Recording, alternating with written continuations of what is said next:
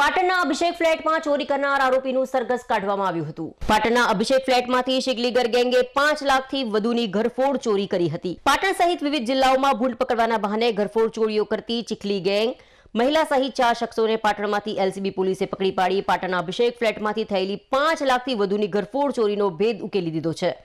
આ શખ્સો પાસેથી પોલીસે ચોરી કરવા માટે ઉપયોગમાં લેવાતા ઓજાર જપ્ત કર્યા છે।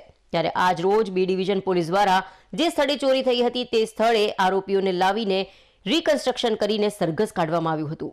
ગત 7 ડિસેમ્બરના રોજ પાટણના અભિષેક ફ્લેટમાં ઘરફોડ ચોરી કરનાર ચીખલી ગેંગના 3 શકમંદ શખ્સો પાટણ હાઉસિંગ બોર્ડ નજીક હોવાની એલસીબી પોલીસને બાતમીના આધારે ચોરી કરવામાં ઉપયોગમાં લેવાતા ઓજારો, ડિસ્મિસ, વાંદરીપાના અને રોકડ રૂપિયા 8,405, બાઇક, 4 મોબાઈલ મળી કુલ 73,655નો મુદ્દામાલ સાથે 3 શખ્સોને પકડી પાડ્યા છે। આ શખ્સોએ અભિષેક ફ્લેટની ઘરફોડ ચોરીની કબૂલાત કરી હતી।